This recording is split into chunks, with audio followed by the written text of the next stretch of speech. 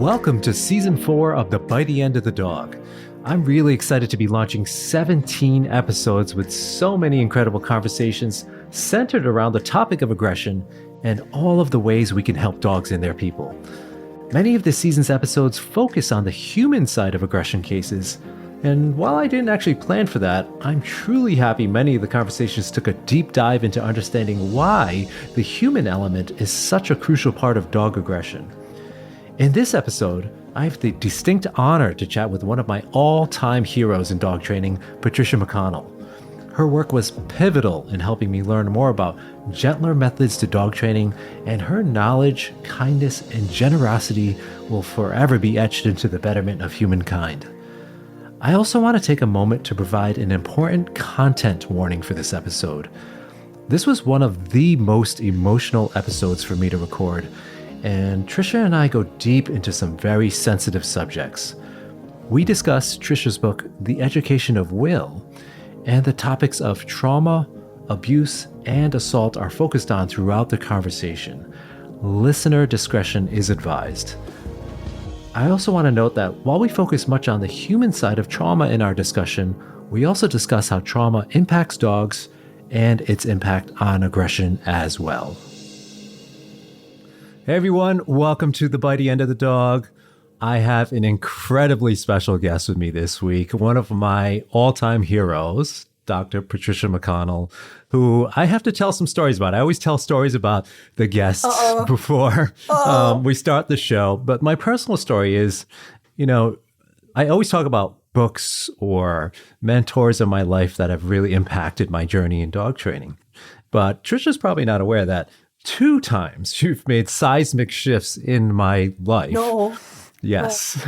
And so they better be good. The first one's you probably heard many times, so the other end of the leash, not to be confused with the bitey end of the dog, so my good friend Trish McMillan came up with the title, The Bitey End of the Dog, for the podcast. Which is a great title, by the way. Isn't it? She's so creative with titles. I love it. But because your book is so iconic that some people always refer to it as the bitey end of the leash instead of sort of a play on the other end of the leash. Funny. But your book actually was one of the most impactful books in my crossover journey. So the term crossover trainer, shifting from using traditional or balanced techniques or certain tools. I was turned on to your book by a good mentor of mine, the late Barbara Brill, who really helped me in my crossover journey. She introduced me to your book, to Don't Shoot the Dog, to The Culture Clash, and so on and so forth. And I actually would have never heard of those books if it wasn't for her. So people think, when you're in the positive reinforcement industry, you kind of, everybody of course we know those books. But when you're starting out, I had no idea, I had no exposure. And so thanks to them and thanks to you. And I was talking to a good friend and colleague of yours yesterday, Karen London, Dr. London, also with, the books that you have co-authored also was very beneficial, And looking back, I don't want to age us. That's, over almost 2 decades ago. You don't see this hair? See this hair, Michael? You don't have to say anything. Maybe you, but not me. So it's amazing how time flies. But yes, it's just been so impactful in my journey.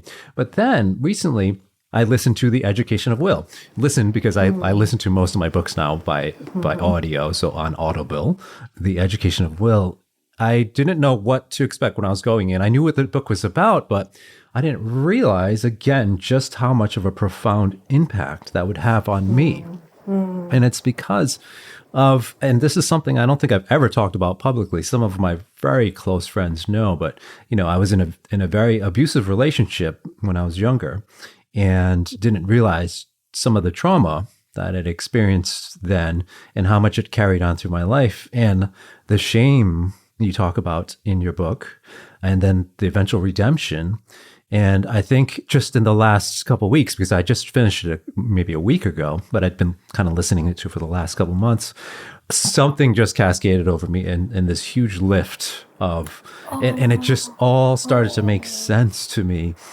Because what I had done, which is, we're going to jump into the topic of trauma, is really just actually blacked out a lot of those memories. Like people will show me pictures or talk about certain times in that time of my life, and I cannot recall anything. I would look at the picture. I'm like, where's that from? Or what is that from? Yeah. So yeah, it's just so 2 times you've impacted my life in such profound ways. So I can't thank you enough, and welcome to the show. Well, thank you. And so much to say just about that introduction. And I guess the first one is thank you. Is just thank you for honoring us with that story, because I mean, how many of us are there? There's just such a massive universal population of people who have been truly traumatized, no matter what the cause, no matter what it was. But and I look forward to talking about trauma and what it really is and isn't in the near future. But one, thank you for sharing that story, because it's not always so easy. Thing about you forgetting, I repressed a lot of what happened to me for decades. And I didn't forget it, but I never thought about it, ever. It's like it didn't exist. And one of my therapists said, when it was coming back, and I was having a really hard time, I was actually semi-suicidal. I basically called her and said, I think I can't live with this. I think I'm probably just going to end it. And she said, there's a reason that we repress things, because they're so hard, But if you have the resources to bring them back, it, like you said, it's like a house is taken off your shoulders, So thank you for that, Michael. I'm just really, really grateful, and good for you. Hey, Michael. Yes, I know. I appreciate you. So proud of you. And, I'm sure you've heard it before, just how much of an impact you've had on the entire dog training community. So thank you for all of your work and contributions. Thank you. So speaking of contributions, I'd love to talk about, your studies and learning about trauma in dogs first. Maybe we'll talk about the canine aspect and probably segue into humans as well. So let's first define trauma, because even that term can have different meanings. So what is your sort of elevator pitch definition of that? Yeah. So my preface to the elevator pitch is that I want to live in a world in which we're using words precisely, because I think trauma, PTSD, stress are being thrown around a lot in ways that I don't think are helpful. So trauma, the way it's sort of biologically usually defined, is it's about a lasting effect of some kind of difficult, distressful event. So it's not about being scared momentarily. Trauma is about changes that may be forever, that may just be long-lasting, and usually can be ameliorated, or often can be ameliorated, that is a response to something that was very distressful, And we know stress is not always bad, right? Stress can be good. Oh boy, I'm getting a puppy. Stress can be really good, but it still can be hard physiologically on the body. Distress is negative stress, right? And chronic stress, as we all know, can be very, very hard on us physiologically, neurologically. Have you seen, I'm sure you have, Christina Spalding's new book on, right? Fantastic. On, what is it? Stress in Dogs? Stress in Dogs, yeah. Stress in Dogs. It's so, if anybody hasn't seen it, it's just fantastic. And one of the things she talks about is the profound effect physiologically and the long-lasting effects of stress. So trauma is usually associated with some kind of a discrete event, although there might be several of them, right? Which then actually changes the brain. In PTSD, for example, a lot of the brain is actually structurally changed. The amygdala, sort of the center of fear and anger, that's highly simplistic, but that's all I can talk about. Neurology right now is highly simplistic. But that's enlarged and it's hyperactive. The hippocampus, which is really, really important part of the limbic system, very primal, learning, memory, it's decreased in size and function. The prefrontal cortex just changed, the way it communicates with the amygdala. So when an individual, whether dog or human, and I'm sure a lot of the cognitive parts of it are different, but the basic physiology of it is not between any mammal, including us and dogs and horses, and right? Mm-hmm. Those long-lasting effects or changes have big, big effects on animals' responses. And as you know, as well as anybody in the world, aggression is a common response to an overactive amygdala, right? And a damaged prefrontal cortex and a diminished hippocampus. And that's what I want to kind of dive into next is that aggression aspect. So, obviously we focus on aggression in this podcast, but how do we know, or how, because we see that, we hear that from our clients sometimes. I think he's been through some trauma or abuse or something. Right. And how Right. can we as practitioners, or even as some pet guardians listening in, know what, because sometimes we don't, right? But what are some ways of us Right. telling that a dog has been through something traumatic?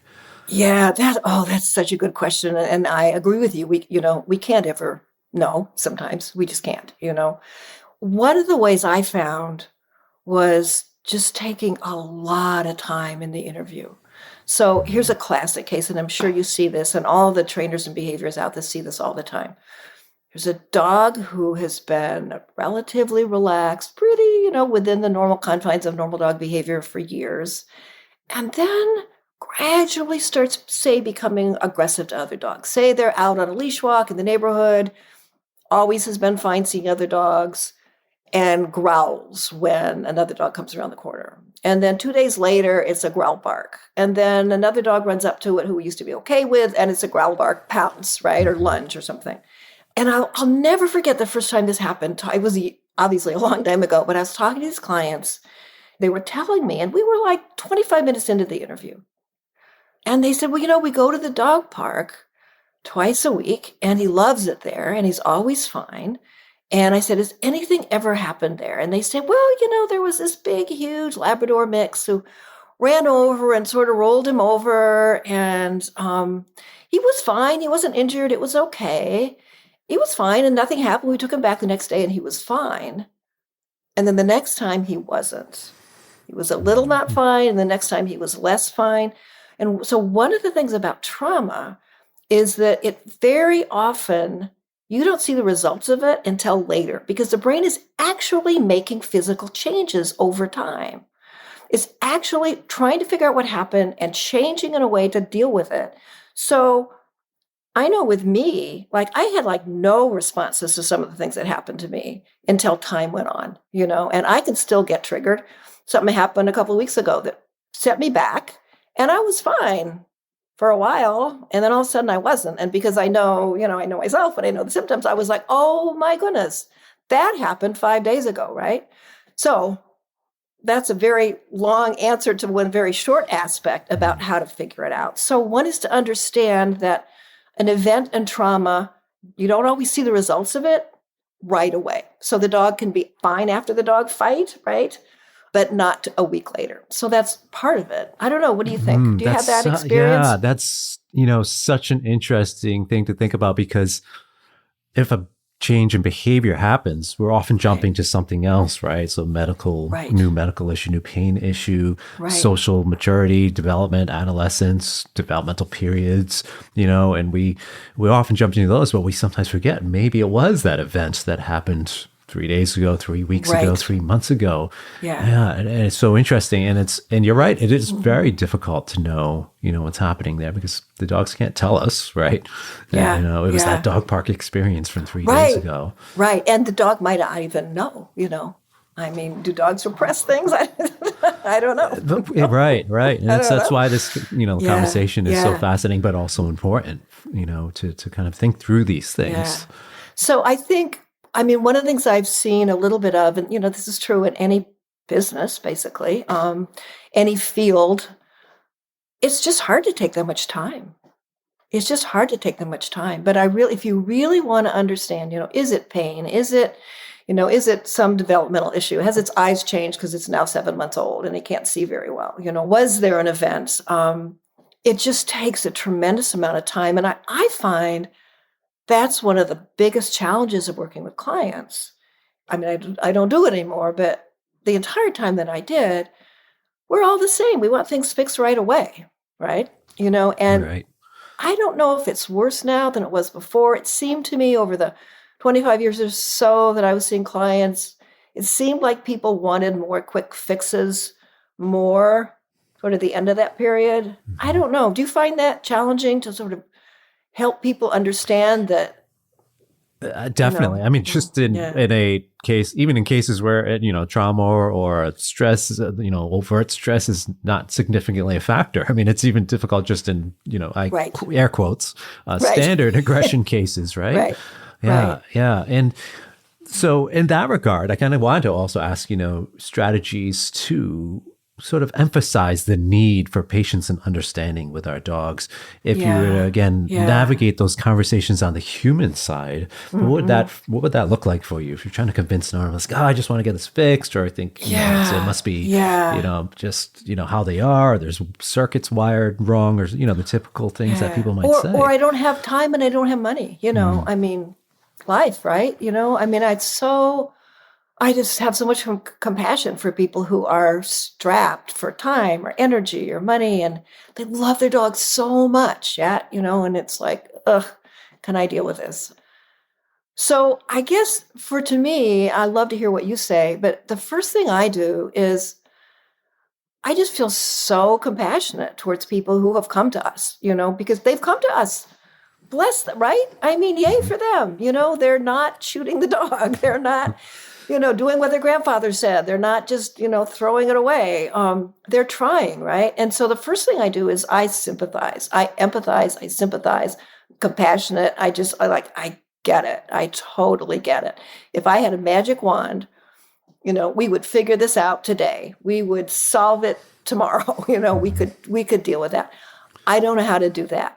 There are some quick methods that some people use that I'm not comfortable with. I mean, as we all Mhm. know, punishment, one of the aspects of punishment that people who use it argue makes it more effective is that it's quick, right? It could be quick and it's fast. And a lot of people want quick and fast. So I'll talk about the downside of that, Mhm. like you can stop your dog from growling by giving it a leash pop, but that doesn't change what's going on inside. And you just lost your warning system, right?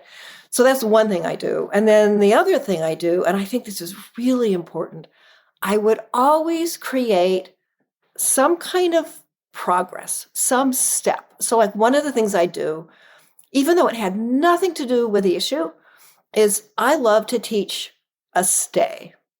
And I'm not even really asking them to use it that much. I want them to see how much control they can have over their dog without scaring it or touching it. But you can teach them to do it, and you send them out of your office feeling empowered. And because I think that's what they need. Don't you think people feel desperate and out of control and helpless? And if you Absolutely. give them a feeling of compassionate power, do you know what I mean?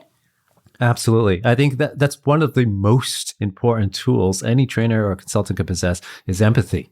I Hmm. think, probably trumps everything else. It's the most important Yeah, thing when dealing with the clients, when yeah, working with the clients, because really it does start with the clients in our aggression cases because of all the yeah. emotions involved, Right, right? right. You earlier talked about shame.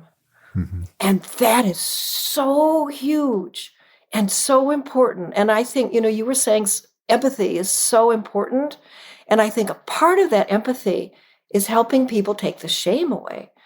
I mean, we actually talked about this in meditation class about how a friend of mine got colleague, and she was talking about how guilty she felt.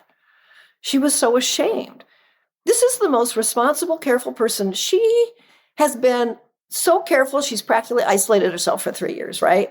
And she was still felt guilty. And people whose dogs who are aggressive, exceptions, of course, but in general, people feel so ashamed and so guilty. And I think taking that shame away, because shame is a really destructive emotion. It doesn't motivate you. It doesn't do anything but make you want to curl up and shrink and hide and be defensive, right?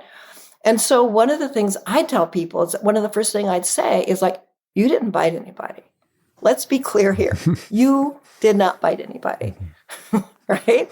Um, and just talk about how one of the things I learned from therapy actually is how easy it is to feel guilty about something that happened because feeling ashamed and guilty gives you the sense that, well, if I just done something different, well, if I hadn't done that, well, if I had done this, it wouldn't have happened. In other words, we're in control, right? In other words, it's still all about us. We can control what's happening. And if I had only done this or not done that, then it would be okay. And the fact is, we are dandelions in the wind, right?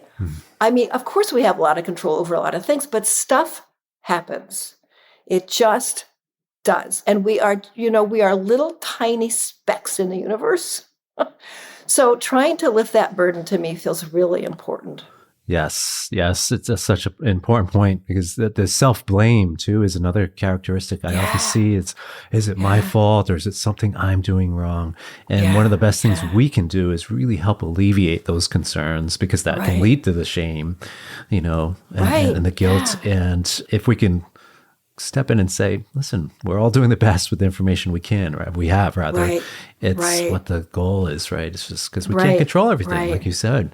What does Chris Bachell say? That we're all doing the best we can with the skills we have in the circumstances we're in, right? And I've said that over and over and over to myself as well as to other people, right? Yes. Yeah. Chris has so many wise sayings as well. Yes. Yeah. So a little bit more on the trauma aspect and again, helping the dogs. Let's say we're confirming to ourselves that a dog has experienced trauma and we've got that patience and understanding piece in place. What are your thoughts on, the behavior change strategies that are out there now with trauma in mind? So we've talked plenty on the show about counter conditioning strategies, desensitization, enrichment, all of the typical things, but we don't talk a lot about the dogs that have experienced trauma or are expressing aggression or aggressive behavior as a result in certain contexts, especially. Right. So what are some of your insights there? Yeah. Thanks. I love that question. It's a great question because as somebody with PTSD, here's the bottom line: safety, feeling in control. That it's the absolute bottom line. What happens to many of us anyway, I wouldn't say everybody, but what happens to many of us, so we feel like, you're talking about control and we don't have it, right? So this is sort of the other side of that, is that when an individual is severely traumatized, what you end up with is a feeling of you never know what's going to happen. The two things that were, in a way, hardest for me to get over physiologically, not necessarily emotionally, but physiologically, were one, having a man fall from 5 stories and land at my feet and die. And the other is actually not in the education of Will. The editor asked me to take it out. She said it's too much. People can't handle it. So I will just warn people. There's a trigger warning coming here. This is a very difficult moment of my life. You might want to just edit it out or you might want to just turn away if you're listening. But I was in one of those fun houses, and I am using air quotes on purpose now. I was in one of those fun houses at a state fair with my girlfriend. And it was one of those pitch dark, like you can't see your hand. It's absolute, complete pitch dark. And then the, scary witch statue would come out and yell at you, and you're sort of walking along in the pitch dark. And what I now understand to be 3 young men leapt out, grabbed me, threw me down, pulled my pants off, raped me, and then stole our purses and then ran away. And the reason those two things were so hard is that they were completely out of the blue. So the reason I'm telling you those stories is that when things happen out of the blue, they are almost always harder to deal with. And that's if you look at people who have been in serious car accidents, for example. If they're hit from behind and they didn't see it, they have a higher rate of getting PTSD. About 30% of car accident victims get some version of PTSD, but it's the ones who didn't see it coming. So when you think of it that way, then you have this individual who never knows when doom is going to fall. And ironically, the response to that, I had it, and I think millions of individuals have it, is to try and feel a sense of predictability. So getting back to dogs, that's what's so important, is a sense of safety and predictability. So for weeks and months and maybe years afterwards, they need to know that they can predict what's going to happen around them. They need to know that you will protect them. They need to know that they have some control over their life. So creating safe spaces where nobody bothers them, where they really feel safe, having routines where they can predict things that happen, I think that's really important. Never putting them in a position where you're going too far too fast. Never just figuring, oh, well, they'll be okay. And it sort of sounds like I'm talking about kid gloves, but in a way it is, So does that make sense? Yeah, absolutely. And first of all, I truly am sorry for Yeah, what thanks. happened. And I really Yeah. appreciate your vulnerability here Yeah. and sharing that experience and, all the other things you've had to survive. So, yeah, I mean, you talk about predictability, you talk about safety, and I was going to actually ask you that and then you Yeah. actually answered my question for me. Is Yeah. Yeah. predictability so important?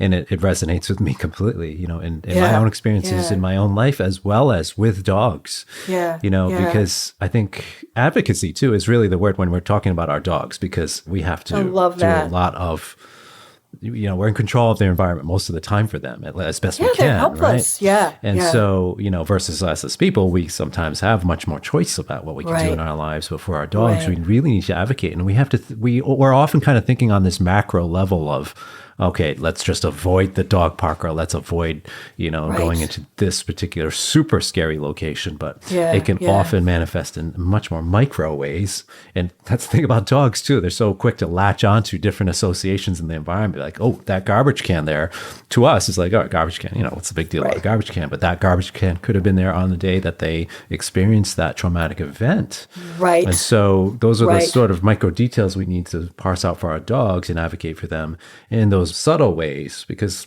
most of us often are cognizant of the big details, right? Right. So, Right. Yeah. No, I think that's so important. That whole issue of safety, predictability. And the other one that you touched on that I think is so important is agency, is autonomy, is when can you safely give your dog more autonomy? And one of the things that I love about the dog training world right now, it makes me so happy. Because when I started, everything was a leash jerk. I mean, yeah. that was it, right? And it just makes me so happy to see so many really smart, thoughtful people understanding, and it's the whole universe starting to understand the minds and the lives of other animals now. It's just so heartening.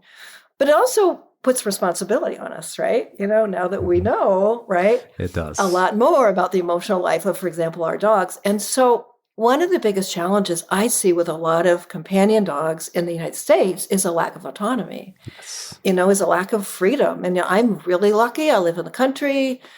We have land. I mean, my dogs are on leash to go to the vet. You know? You know? And still, there are times I just want to go inside, right? So it's like, Skip, go hurry up, which means go poop, please. That's his cue, is hurry up, because it's, Wisconsin. So, and I know there are times he'd rather be outside longer. So he still doesn't have the kind of agency or autonomy that a street dog, frankly, has, Right. or that we have, right? So I think creating situations, and I see more and more of that happening. I know you're doing it, or giving, and the bucket game, right? Giving dogs autonomy and agency where they can call the shots more, and not in a spoiled way, but just because they're sentient individuals who have a life, right? Absolutely. And I love that you're talking about this, because, we were talking before the show, and I mentioned I'd just gotten off with Dr. Mark Beckoff and recording Yes. his episode, which is probably going to be out a little later than if anybody's listening into yours right now. But we were talking very similar lines of just the need for agency and the lack of it in the Yeah. cases we're Yeah. seeing. And perhaps maybe that's why we're seeing an increase in aggression in some of these environments where we're so restrictive on the dog's movements and their natural Yeah. autonomy and agency. Yeah. I mean, everybody who's been to Europe, right? Yep. Right? We were in downtown London at one of the huge parks there, and the dogs were on leash down the sidewalk, down, by the busy roads. And as soon as they got in these fenced massive parks, of course they were off leash, and, we walked for miles and miles and miles in Scotland. There was, no dogs, we went to the seashore, and it was a sort of a national forest kind of area. There was no, you're in a national forest, you have to leash your dog, right? So I think our dogs really do suffer from a lack of that. I think I might be a little bitey if my life felt so constrained. Yeah. Yeah, absolutely. Absolutely. That frustration and just lack of enrichment, and there's so many variables. Yeah. Yeah. So we're going to take a short break to hear a word from our sponsor, and we'll be back to talk more about emotions and a lot of other deep details into this conversation. So we'll see you back here in a few seconds. In lieu of the typical mid-episode sponsored ad you usually hear in the Bitey End of the Dog, given the important focus of this conversation, I would like to ask you to consider donating to the RCC in Madison, Wisconsin. The RCC advocates for those harmed by sexual violence by centering survivors, promoting societal change, and committing to be an evolving force for social equity. Serving Dane County since 1973, the RCC, formerly the Rape Crisis Center, is a nonprofit organization that provides services to survivors and their support people of all forms of sexual violence, including recent sexual assault, past sexual assault, incest, sexual harassment, and sexual exploitation. You can find a link to donate on their website, thercc.org. That's thercc.org. And you can also find the link in the show notes for this episode. Thank you for your consideration and for listening to this episode.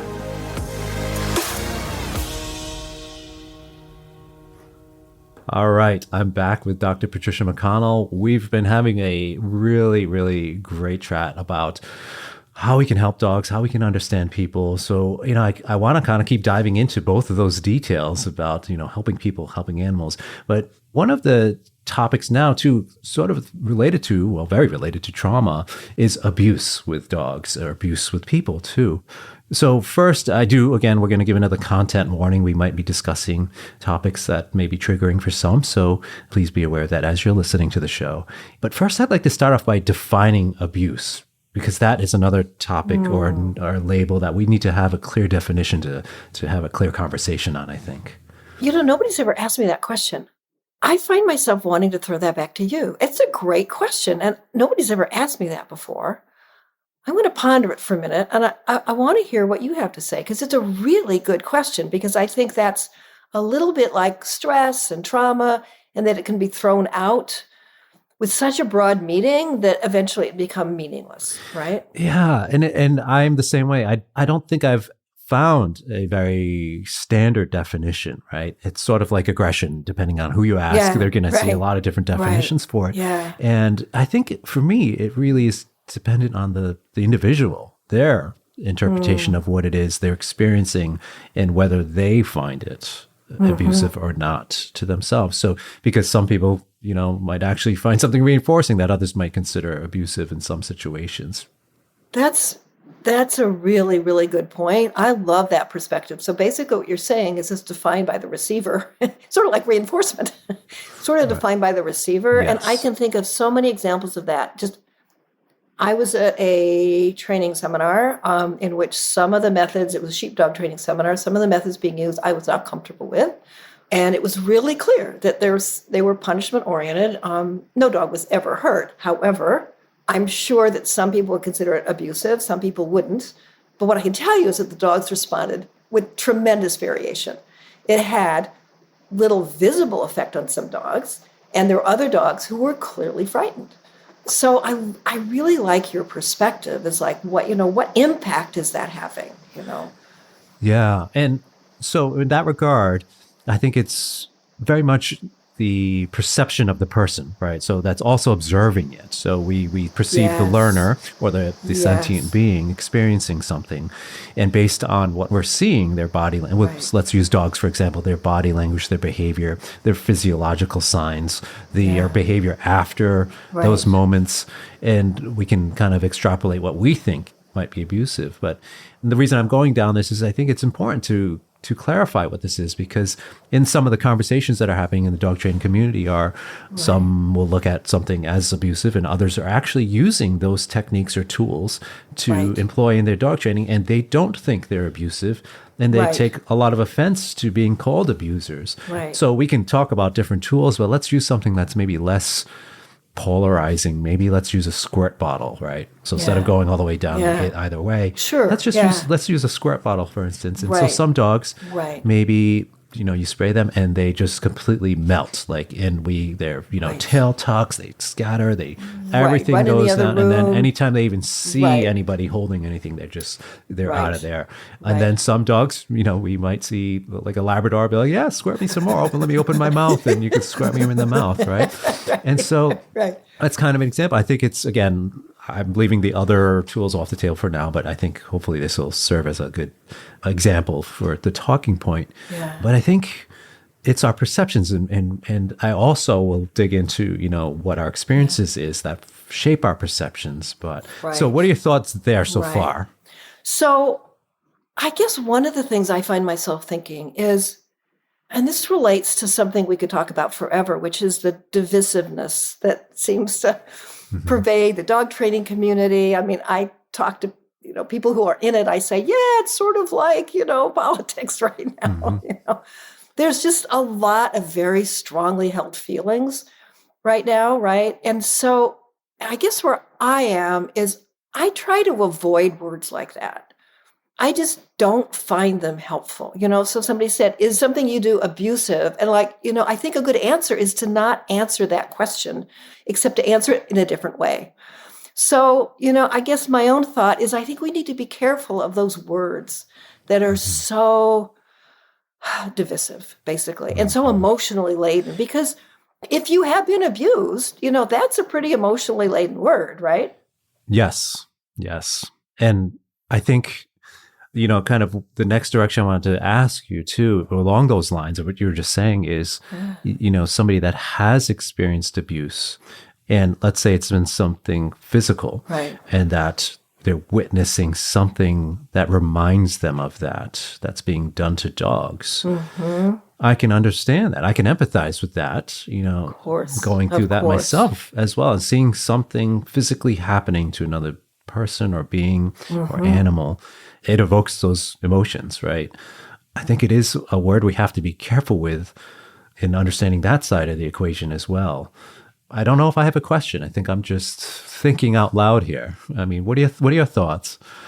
Yeah, well, you're reminding me, a friend of mine talks about how she was, and I don't want to use the word abused, but she was basically her father did something to her that came out of the blue, was relatively violent, absolutely terrified her. And she talks about it in terms of dog training and basically says, I have never forgotten that. I've never, ever forgotten that. So she's using the concept of trust. And I think that's a place for us to go, is how much trust does your dog have in you? How much trust do you want your dog to have in you? She said, once it's lost, you can never completely get it back. And I think there's some truth to that. There's some writers about trauma who talk about how once something sort of earth-shaking happens, like with me, once that guy fell literally from the sky and died at my feet, it's like you can never take that away from your brain, right? You can never not wonder unconsciously if something like that is going to happen again. And so her comment about dog training is, if you really physically go after your dog, if you truly scare, hurt, or injure your dog, you're never going to take that back, So don't do it. Once you lose that kind of trust, once you never trust the world is going to be completely safe, once you never trust a particular person to be there for you, it's really hard to recover, Yeah, it's very, very true. It's a good argument of why we have to be so careful with any kind of punishers or aversives, Right. and especially when mixing those in with reinforcers, right? Because it creates such Right. unpredictability Exactly. for the dog. Exactly. And potentially impacting that trust you were talking about. Exactly. And, and now you're leading me down a different path, related, but a really important one. And we're sort of going back to guilt. We're sort of circling back around to guilt and shame. I don't know many people, and I know there are some, you might be one of them, I don't know, who are perfect around their dogs all the time. There are times in my life, I am generally a very patient person. I'm generally a very nice person, but I have had moments when I was exhausted and tired and stressed And I'm recalling throwing a coffee cup across the room because my computer was screwing up. I was going after my dog. I don't go after my dog, but I know that scared my dogs, Mhm.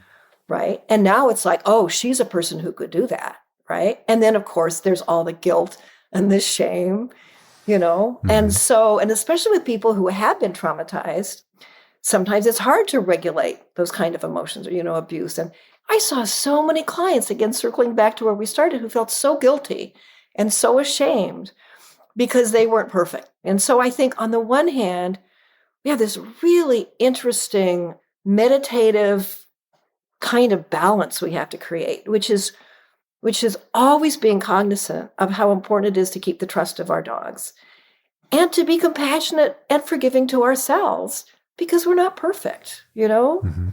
And that's a balance to hold all the time, right? To hold and to think about and sort of live with and make peace with. Yeah. Gosh, so many things going through my mind right now. Well, have you ever, I'm putting you on the spot here, but have you ever like yelled at the TV or, done something and then you went like, oh, shoot. Yeah. Oh, yeah, definitely. Yeah, Definitely. yeah, yeah. Who has it? I almost, I mean, I think there are people who don't, but they're not yeah. very good, Well, very few and the far funny thing between. is, like, every time I've heard you speak or read your stuff, I just, Yeah. I think of you as one of the nicest people on the planet in my eyes. No. I mean, that is a part of me. Mhm. And I want to be a truly kind, compassionate, generous person. And most of the time I am. But I'm not always. Mhm. I'm not. And Yeah. and that's one of the burdens. I mean, you're going to have that more and more too, is that people expect you to always be that person. And I am almost always that Mhm. person, but I'm not Yeah. always that person. Yeah. And I think I was just writing actually something else. Actually, I was working on my novel and I was writing a section on somebody who got violent and said, oh, that's just not me. You know how people say like, oh, that's Mhm. not me. It's like, yeah, it is. It's just Right. not the part of you like, right? We all have many parts of us. And I do think forgiving ourselves is just so important. And rather than judging, just being curious. It's like, oh, wow, why did I do that? Being curious is just, it saved me from so much. I think it's one of the most important sort of mental strategies we can have is, you start getting frustrated. Well, be curious. Well, what's going on? Why? Well, what can I do about it? What is I have a border collie now, Skip, who's 6 years old. He has a habit he came with 3 years ago. Mhm. I have never been able to completely change it. There are times I get frustrated with him. And it helps me profoundly to be like, well, why now, but not yesterday? Mm. So curiosity is our savior, I think. Yes, spoken like a you know? true ethologist as well. Yeah. you know, just, Yeah. a behavior observation is so crucial to understanding, not just looking at that right moment. You have to observe it over time to really Right. get a Yeah. good data Yeah. sample, right? To Right. understand those nuances. Yeah. Yeah. So I'd love to kind of tie everything together now and what we're talking about with helping dogs, helping people, the trauma, the abuse that some have experienced. And you were talking about predictability, and that again resonated with me because it takes me Mm, back to my situation. yeah. So my story, which I really haven't talked to, I don't think I've ever mentioned it in any public forum, but here goes. So Good for you. Yeah. when I was much younger, I, had a relationship. I ended up having my first son really young. So I started early. I was 23 at the time, but I was in this relationship and I was with somebody that was very manipulative, but also would switch to being extremely, just nice and sweet. And then suddenly this manipulative, really awful, abusive Oh. behavior would Mm, surface. And so, in a way, I've learned a lot of resilience. I've developed a lot of resiliency for frustration because it was so incredibly frustrating. Because, I had my son at the time, yeah. Yeah. and his mother was abusive to him, just long periods of neglect So and just sorry. locking him in a closet and just really Oh, awful things. so sorry. Yeah, it was, so many traumatic events. She had created stories of me assaulting her, and she was so good at manipulating people. She could have the police eating out of her hand, and Oh, God, and I'm so so sorry. I was arrested twice, falsely.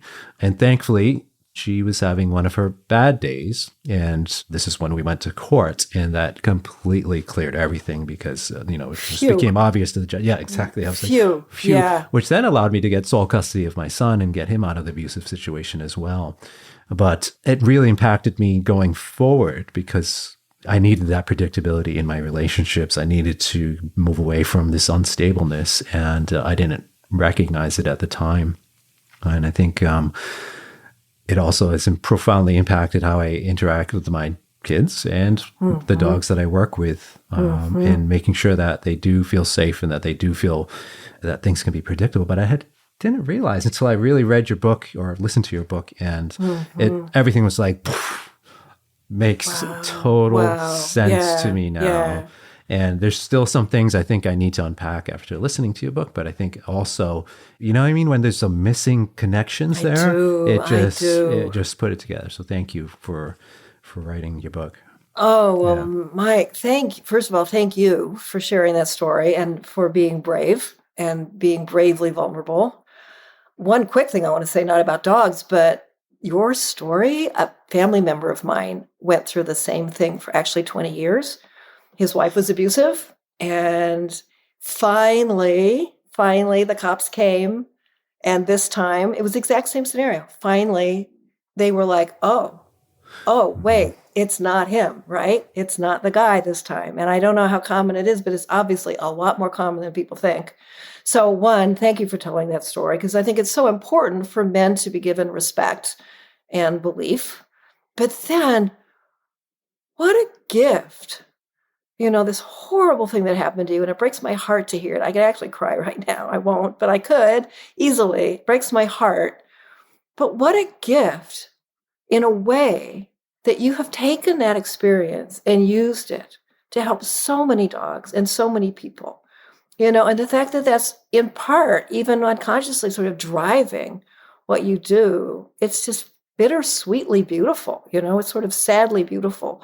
So you've turned this horrible thing that happened to you in this wonderful, wonderful gift that you're giving to the world. So thank you. Thank you. And thanks to all of the trainers also that are out there, because I think a lot of us have gotten into the dog training community because people have let us down in other parts of our life. And so a lot of us will figure out that eventually, hey, we do actually have to work with people in this field, but we sometimes let me gravitate towards the animals because they're not going to hurt me. They're not going to let me down. So anybody listening in, resonating with some of the things Trish and I are talking about, thank you for, all the work you're doing with animals to help animals and their people, right? Yeah. We're all animals, right? And we're all in this together, this bond, this magical, magical evolutionary story that we have with dogs. There's just nothing like it, and so the magic goes on, them teaching us teaching them, and us sort of moving through time and space in this incredibly emotional, strong, physical, mental, emotional experience that we're having with another species. There's just nothing like it on Earth. And aren't we lucky to be a part of it? Yes. I think that's a good way to wrap up the topic. But I do want to talk about what you've got coming out next as well, because you're an unbelievable author and avid writer. So what are you working on now? What can we expect from you next? I am, just this morning, I was writing one of the last chapters of my first draft of a mystery novel.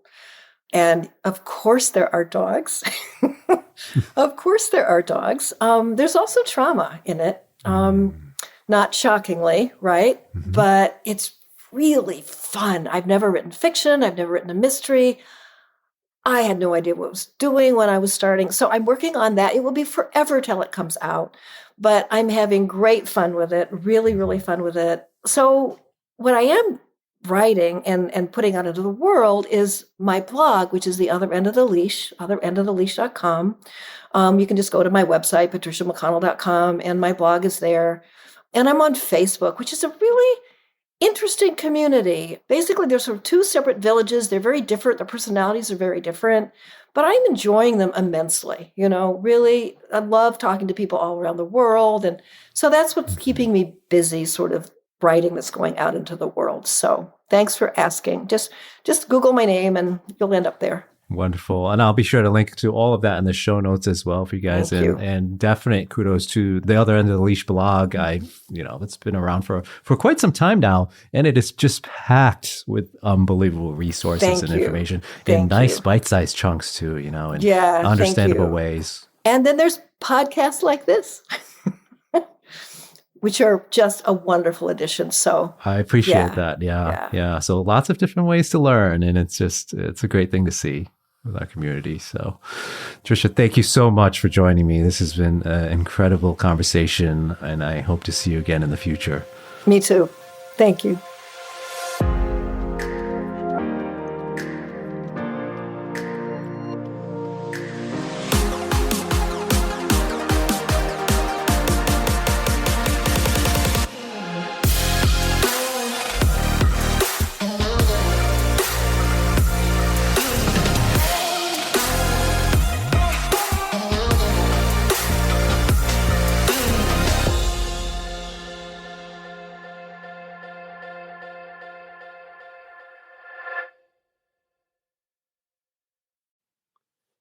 Thanks for joining me for the Bitey End of the Dog.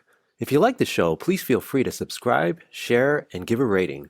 And hop on over to aggressivedog.com or the looseleashacademy.com for more information about webinars, courses, and conferences, all dedicated to helping dogs with aggression issues. And don't forget, the Aggression in Dogs Conference will be happening from October 22nd to 24th with 12 amazing speakers, all streaming from a television studio in Chicago. It's going to be a truly unique event in 2021.